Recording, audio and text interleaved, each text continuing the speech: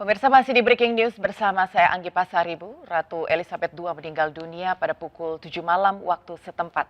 Ratu Inggris ini pemirsa tutup usia di Kastil Balmoral, Skotlandia dan dikelilingi oleh keluarganya.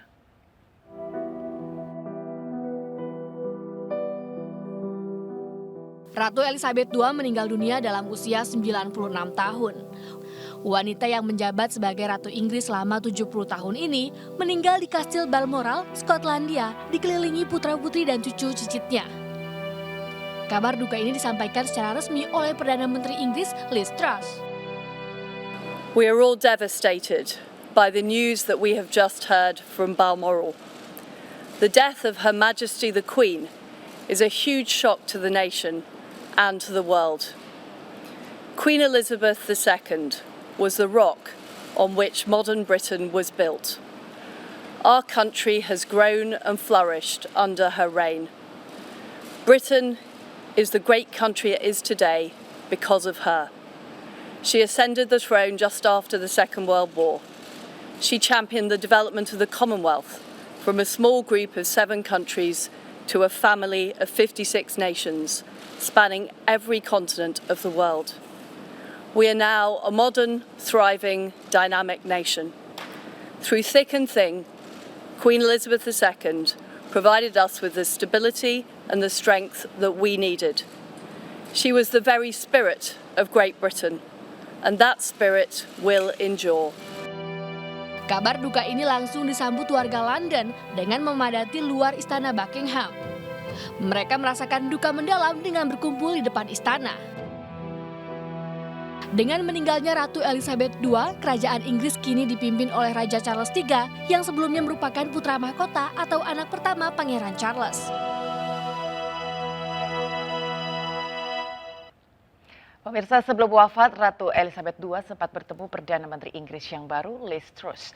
Pertemuan keduanya membahas sejumlah masalah utama yang sedang dihadapi oleh rakyat Inggris, di antaranya krisis energi dan pengangguran.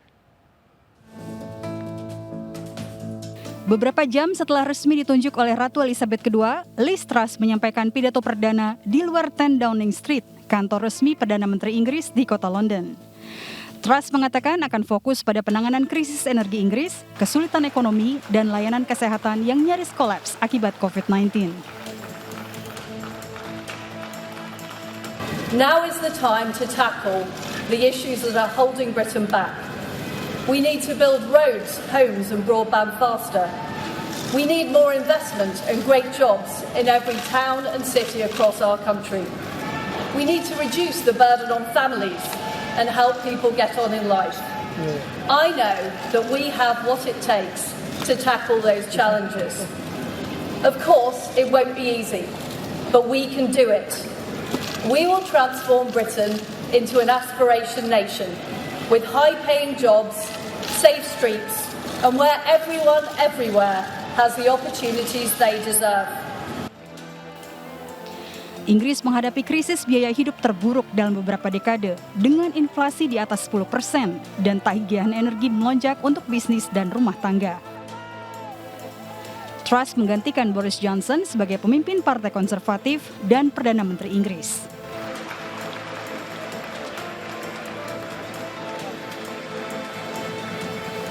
Ya pemirsa, bendera setengah tiang berkibar di gedung kedutaan Inggris di Kuningan, Jakarta Selatan sebagai penghormatan wafatnya Ratu Inggris Elizabeth II. Jumat pagi, karangan bunga ucapan duka atas wafatnya Ratu Inggris Elizabeth II mulai tiba di gedung kedutaan Inggris. Meski demikian, tidak nampak kesibukan yang berarti di gedung kedutaan. Melalui akun resmi media sosial, Kedutaan Inggris untuk Indonesia mengeluarkan pernyataan duka atas wafatnya Elizabeth II. Pengibaran bendera setengah tiang menandai kepergian Ratu Elizabeth II yang telah memberikan kontribusi yang tak ternilai sepanjang sejarah semasa Elizabeth II bertahta sebagai Ratu Kerajaan Inggris.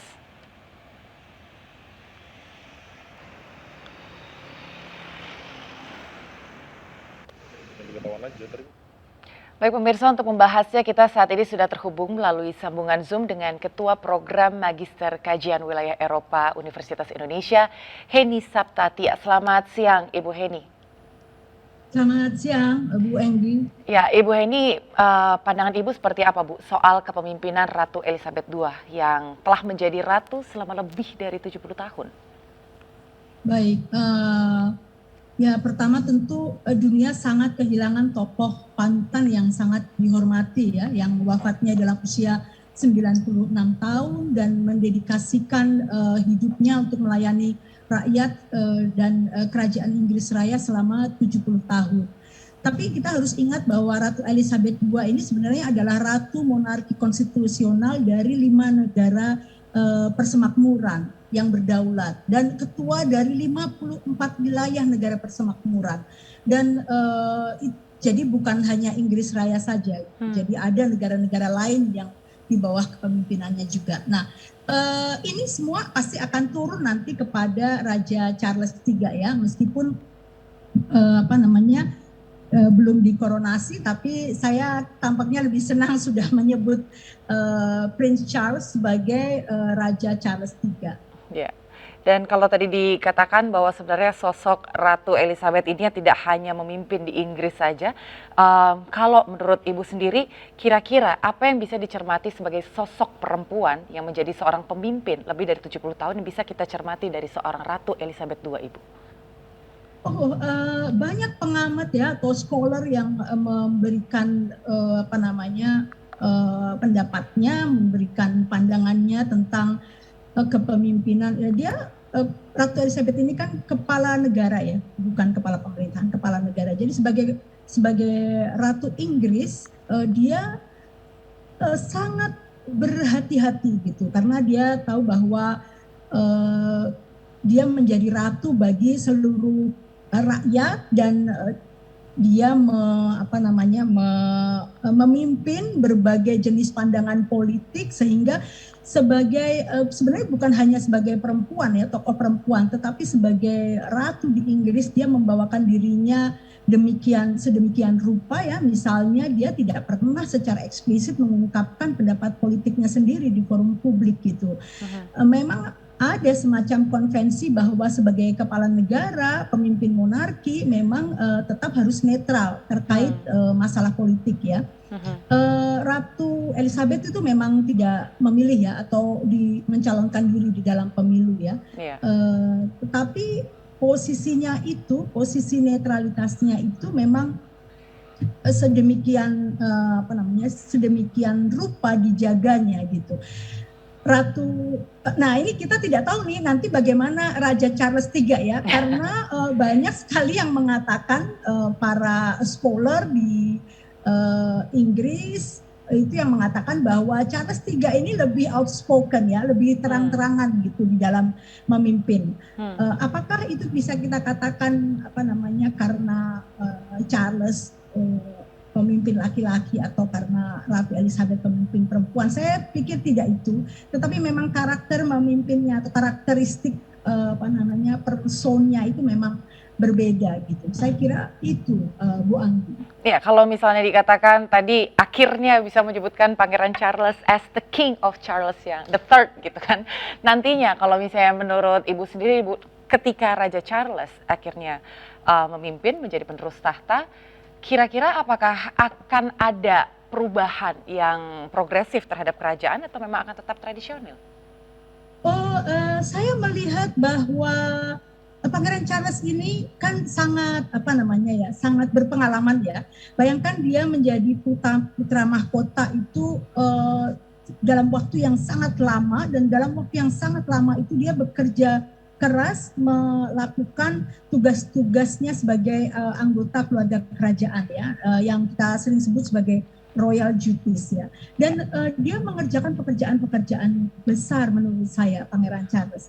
Dan dia sekarang menjadi raja pada usia yang tidak muda, 72 tahun, 73 tahun. Dan kematangannya dari sosok seorang putra mahkota itu tentu akan dibawanya. Ada beberapa hal yang sangat menarik dari Pangeran Charles ini, dan saya merasa sebenarnya saya melihat sebenarnya ada optimisme kalau rajanya Pangeran Charles dan Perdana Menterinya itu Mary Elizabeth Truss itu kombinasi yang bagus gitu, karena Mary Elizabeth Truss tadi kita dengar dari apa yang disampaikan, dia akan berfokus pada krisis energi dan ekonomi ya.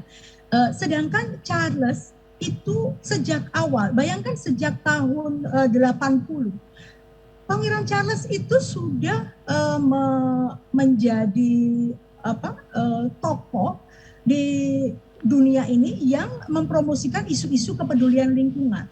Dia mengembangkan pertanian organik sendiri dan bahkan membuat merek dagang organiknya sendiri, namanya Daci Original ya. Dan tahun 2007 dia meluncurkan program grup bisnis yang berkomitmen untuk melawan perubahan iklim. Bayangkan tahun 2008 dia sudah mendorong para pemimpin Uni Eropa, dia berpidato di Parlemen Uni Eropa untuk memerangi perubahan iklim. Dia bicara di hadapan Parlemen Eropa tentang Low Carbon Prosperity Summit pada Februari 2011 dan dengan tegas dia mengatakan bahwa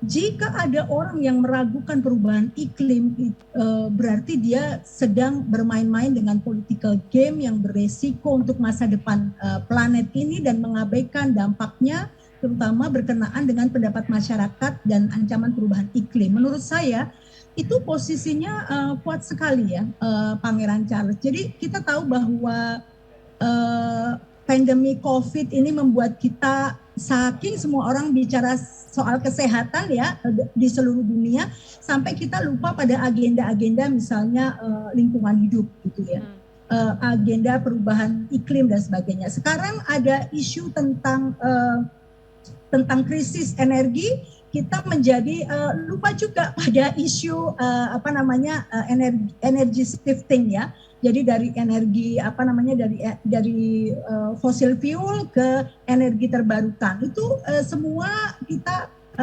seperti terlena itu. Tetapi dengan Pangeran Charles menjadi Raja Inggris dan concernnya pada hal itu, saya percaya bahwa lambat laun kita semua akan akan kembali ke isu itu, karena itu adalah juga isu-isu yang tidak kalah penting dengan isu kesehatan global. Saya kira begitu, Bu Andi. Ya, memulai dengan krisis ekonomi dan juga concern terhadap environment issue gitu. Tapi kalau misalnya kita perhatikan, Ibu Heni, ini kan Queen Elizabeth telah menjabat sebagai seorang ratu di usianya yang masih muda, di usia 26 tahun. Sementara King Charles ini menjabat di usia tadi tidak muda lagi, di usia 72-73 ya. Kira-kira tantangan apa yang akan dihadapi oleh King Charles dan yang bisa dipelajari dari ibunya, dari Queen Elizabeth, Bu Heni? Saya kira dinamika politik, ekonomi dan keamanan itu dari zaman ketika Queen Elizabeth dinobatkan menjadi ratu dan sekarang King Charles the Third akan dinobatkan menjadi raja, itu berbeda situasinya. Tetapi saya percaya ya bahwa kepemimpinan monarki itu tidak berdiri sendiri. Sekarang ini yang ada tuh kepemimpinan global gitu.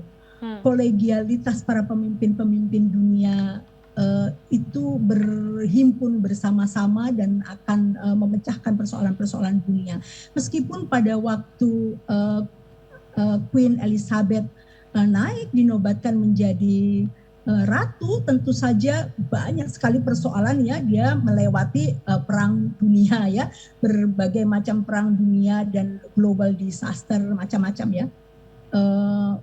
Bukan hanya perang dunia kedua, tetapi juga perang dingin ya, yang itu juga sangat membuat kita gundah gulana gitu sebagai warga dunia. Saya kira usia tidak akan membuat kita mengukur kehebatan pemimpin monarki Inggris untuk memimpin monarki dan ikut berkontribusi pada perubahan atau ya perubahan yang dinamis, yang positif yang terjadi di di era global ini. Oke, kalau tadi Ibu sempat katakan bahwa Queen Elizabeth menghadapi berbagai macam permasalahan, perang dunia, perang dingin, kemudian ada global disaster, dan saat ini sebenarnya Inggris juga sedang menghadapi beraneka ragam permasalahan. Tadi juga sempat disebutkan ada masalah iklim, kemudian ada kesejahteraan hidup masyarakat Inggrisnya, dan Brexit sampai sekarang masih belum selesai. Kira-kira dengan Pangeran Charles menjadi penerus tahta, bagaimana Bu Heni melihat ini? Apakah memang solusi ini bisa ditemukan meskipun membutuhkan proses tentunya, atau justru sebenarnya ini masih ada masalah baru yang timbul karena butuh kepercayaan untuk menerima Charles, baik itu oleh rakyat Inggris atau mungkin oleh para pejabat Inggris? Bagaimana Bu Heni?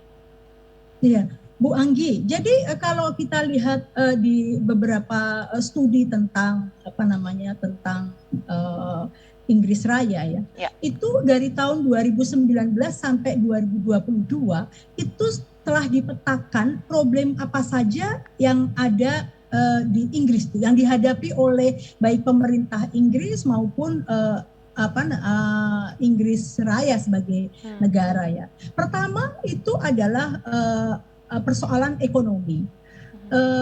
Kemudian yang kedua adalah persoalan kesehatan. Kita tahu sejak 2020 itu persoalan kesehatan itu meningkat tajam ya, terutama sebabnya karena pandemi COVID-19. Kemudian ada persoalan environment, ada persoalan lingkungan, ada persoalan migrasi atau para imigran dan proses imigrasi.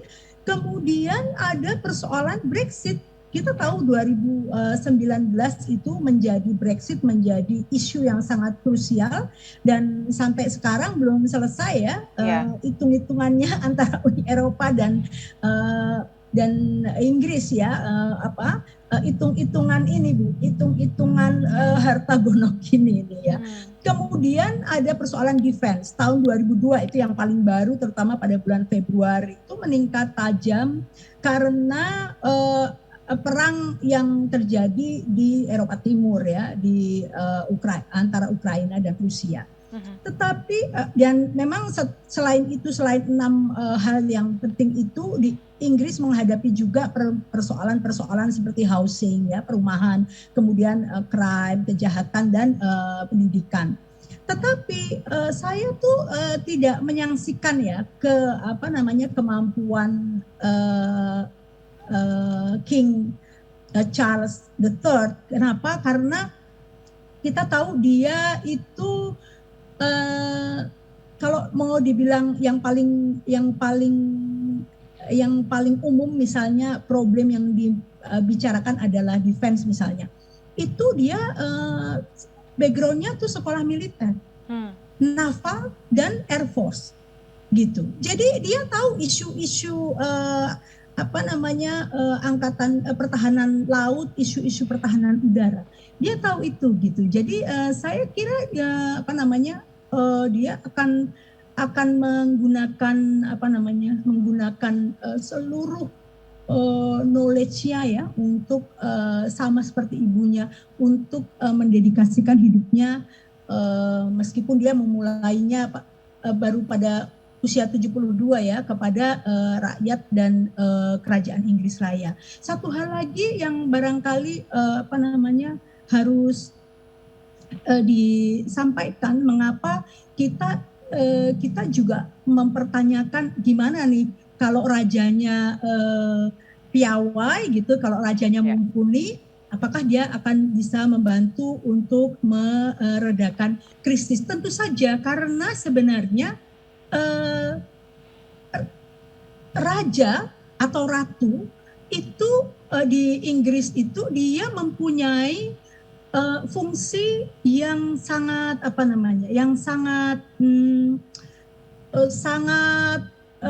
lekat dengan fungsi parlemen. Mereka itu membuka parlemen, kemudian membubarkan parlemen dan kemudian menandatangani rancangan undang-undang yang akan menjadi undang-undang. Nah, kalau dia tidak tahu isunya ya, persoalannya ya tentu saja itu menjadi masalah ya. Tapi saya kira Pangeran Charles adalah sosok raja yang sangat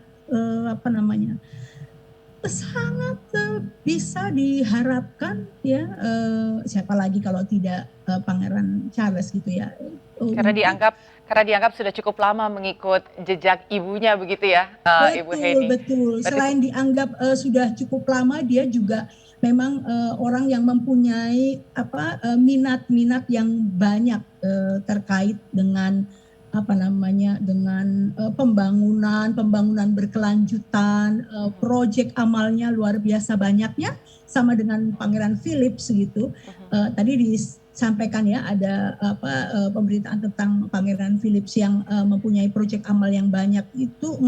Pangeran Charles juga tidak kalah gitu, dan Pangeran Charles itu juga mempelopori selain lingkungan hidup, dia mempelopori berbagai gerakan yang terkait dengan kebudayaan, terutama arsitektur. baik, nanti Dan kita akan bahas lagi, Ibu Heni, ini seputar bagaimana nanti ke depan Pangeran Charles apakah memang tetap mempertahankan Commonwealth atau monarki atau justru masuk ke Republik, dan masih banyak lagi isu yang akan kita bahas, tapi kita akan jeda dulu sesaat, Ibu Heni. Baik pemirsa, jangan kemana-mana, usai jeda kami masih akan kembali.